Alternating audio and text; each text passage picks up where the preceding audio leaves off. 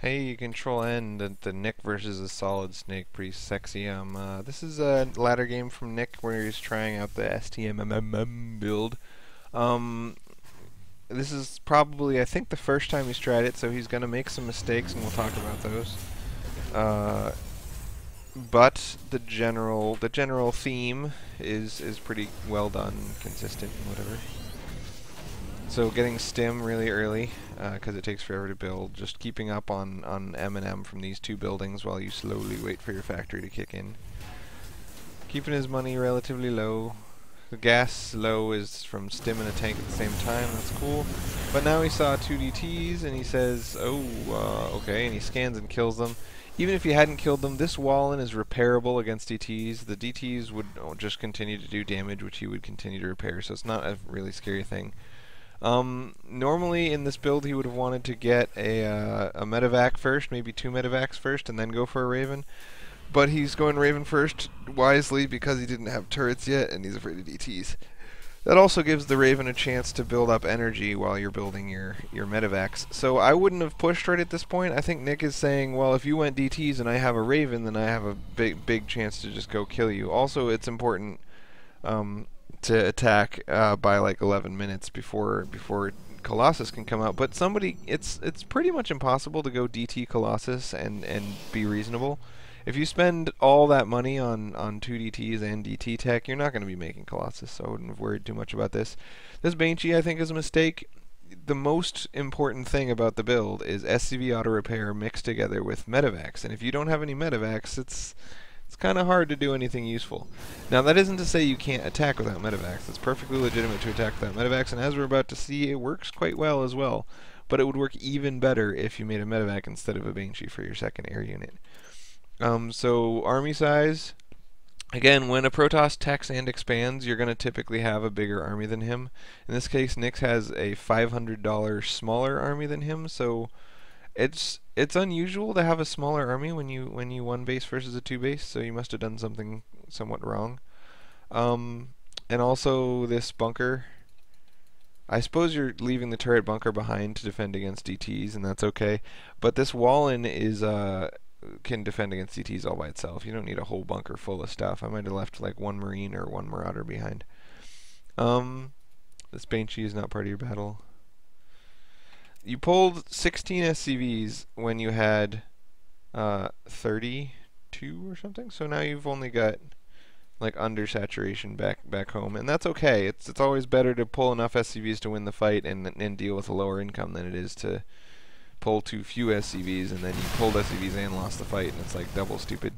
In this fight, the SCV's job is to protect against Zealots. The PDD wants to drop, this Raven wants to drop a PDD within 13 range of the Nexus, so right here would be perfect. Maybe even right here would be perfect.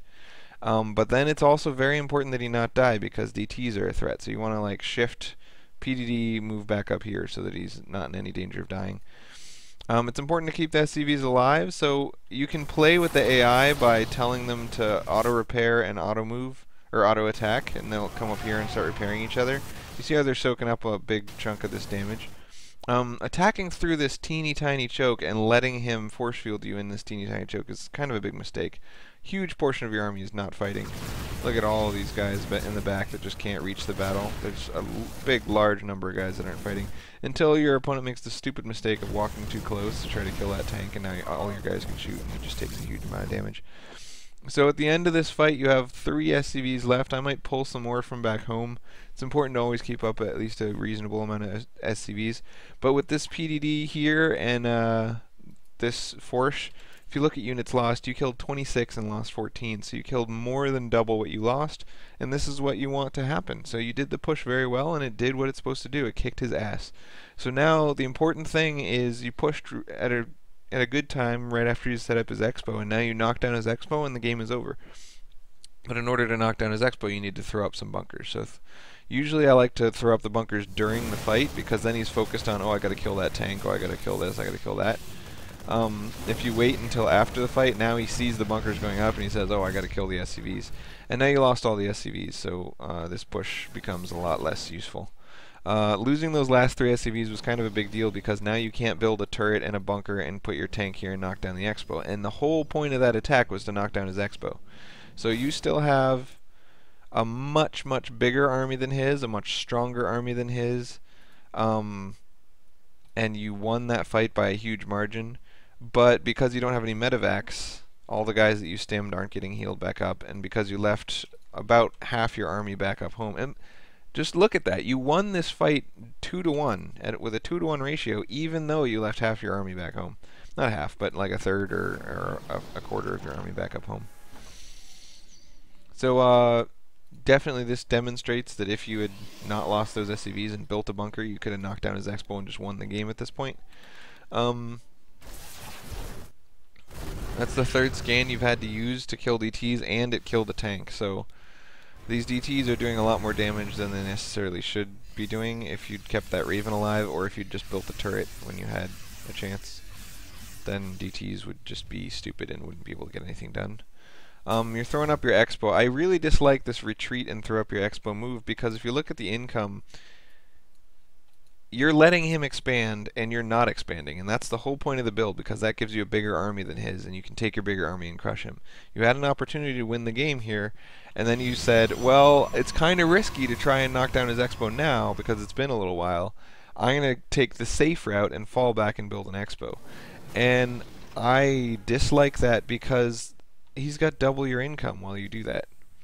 The whole point of the build is you bring him down to the one base income that you have, and if you don't bring his income down to match your income, now you're just letting him get away with double your income for quite a while. Luckily for you, he's going Blink Stalkers, which is one of the stupidest strategies Protoss can ever do against Terran, especially against a Terran who has tanks and Ravens. So despite having spent $3,000 more than you, he's spent a lot more money than you because you didn't knock down his Expo. And this is a very hard situation to come back from, is not knocking down his Expo. But because of the stupidness of his strategy and the strength of this strategy against his strategy, just a heavy Marine composition like this, you build a lot of Marines, you have to win before he gets AoE. But if he's the type of moron who has chosen never to get AoE, then a heavy Marine composition is good all game long. Again, you're pushing out and leaving back just a little bit, so that's good. It's good. I like the amount of crap you left back behind this time. You want to kind of attack in such a way that you're going to have a decent spread when you engage, and I like that you pulled back here. So this is good. All of his charge lots are getting stuck behind his Stalkers. You have just as big of an arc as he does. Fighting Toss in the open field when he doesn't have AoE is so heavily favored towards Terran. It's great. You did it. This was just really good positioning on this fight. Again, he's spent $3,000 more than you on his army, but you still have a bigger army than him because you've killed 7,000 and only lost 3,000. So this just Marine heavy composition with tanks in the backfield and some medevacs and some Marauders and a Raven, just unstoppable by his composition. It's just a composition versus composition slaughter. Your composition is so much better than his that there's really just nothing you can do against it. So he made the right choice. Oh, I can't kill that army, I might as well blink away and try to do some backfield damage, but he's gonna lose his base. So now it's a base trade, and you have a strong army with medevacs, and he's got a weak army with no ability to heal, and you still have a bunker and a tank up here, so it's just completely stuffed in his face, dominated good game. So I hope you liked the small number of tanks, small number of Marauders, large number of Marines and medevacs kind of composition. It worked really well against what your opponent did. I think it would have done pretty horribly if he had gone for Colossus instead of Blink Stalkers, but that's why you're pushing out at 11 minutes. And you could have really ended the game with that first push. So if he had